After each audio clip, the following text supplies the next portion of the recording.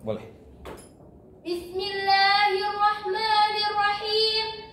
Assalamualaikum warahmatullahi wabarakatuh. Waalaikumsalam warahmatullahi wabarakatuh. Alhamdulillahilladzi hadana lihadza wa ma kunna linahtadiya laula an hadana Allah. Asyhadu an la ilaha illallah wahdahu la syarika lah wa asyhadu anna Muhammadan abduhu wa rasuluhu la nabiyya ba'dah, amma ba'd. Segala puji hanya milik Allahu Rabbi. Segala zat yang maha ghafur, zat yang maha syukur, yang telah memberikan beribu-ribu nikmat yang tidak terukur. Nikmat iman, nikmat Islam, sampai nikmat sehat walafiat, sehingga kita semua dapat berkumpul di tempat yang insya Allah dirahmati oleh Allah. Salawat serta salam kita sanjungkan kepada suri teladan kita, Nabi Muhammad SAW, yang telah membawa kita dari zaman jahiliyah hingga zaman Islamiyah. Dewan juri yang saya hormati dan juga teman-teman seperjuangan yang insya Allah dirahmati oleh Allah.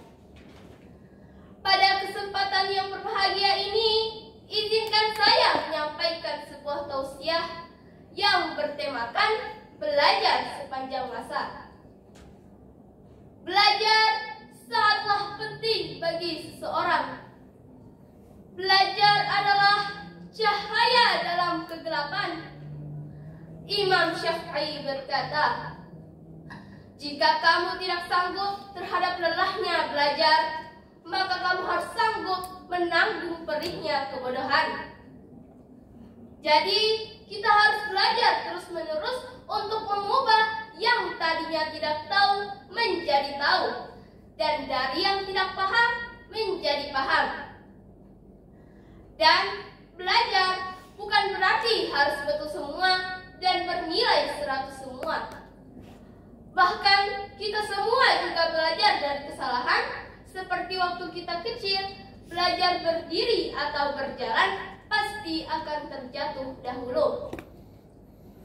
Hadirin rahimakumullah, dengan belajar kita akan lebih bagus dalam menjalankan ibadah kepada Allah Subhanahu wa taala.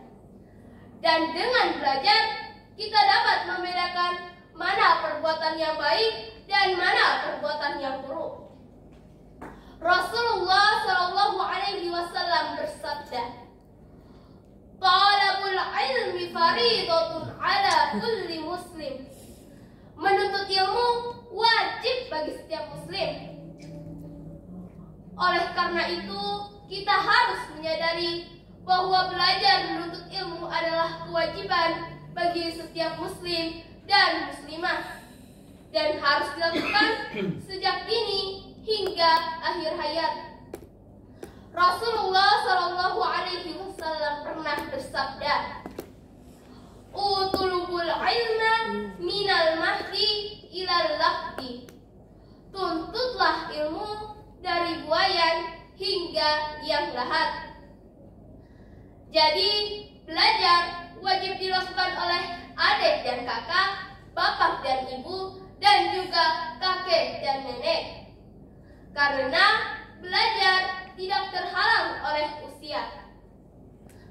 Janji Allah akan meninggikan derajat orang berilmu terdapat dalam surah Al-Mujadalah ayat 11 yang berbunyi, A'udzu billahi minasy syaithanir rajim. Bismillahirrahmanirrahim. Yarfa'illahu alladhina amanu minkum walladhina utul ilma darajat. Yang artinya sesungguhnya Allah akan meninggikan memberi ilmu beberapa derajat. Subhanallah. Dan banyak ilmuwan-ilmuwan muslim yang terbukti turut berkontribusi dalam kancah peradaban dunia ilmu pengetahuan. Al-Khawarizmi, dia adalah seorang ahli matematika dan terkenal sebagai bapak matematika. Dan dialah yang menemukan angka 0 dan rumus algoritma. Ilmuwan yang kedua yang saya sebutkan adalah Al-Jazari.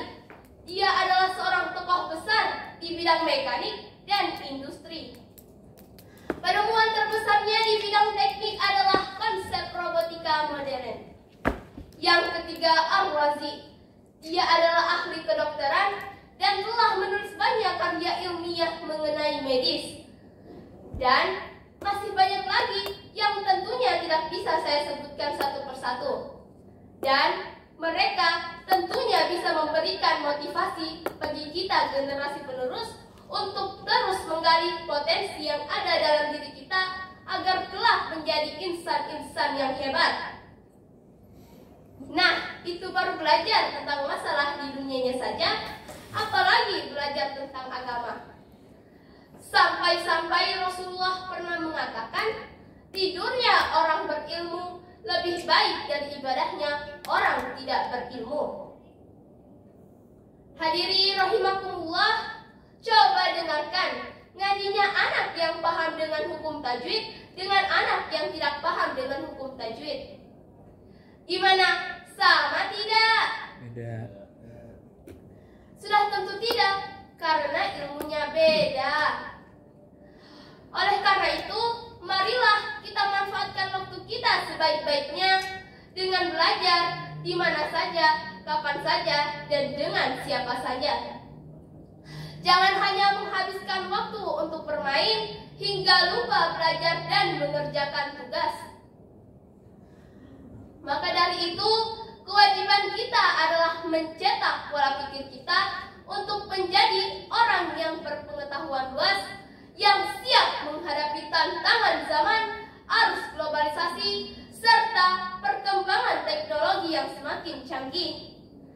Dan menjadi anak yang soleh-soleha dan senantiasa membanggakan kedua orang tua dan senantiasa bersyukur. Semoga kita semua yang ada di sini termasuk dalam golongan orang yang berilmu. Amin. Ya Rabbal Alamin. Demikian pidato dari saya akhiri dengan sebuah pantun. Anak cantik bernama Melati sedang bermain dengan kakaknya. Saya pamit undur diri. Terima kasih atas perhatiannya. Wabillahi taufiq wal hidayah. Waridho wal hidayah. Wassalamualaikum warahmatullahi wabarakatuh.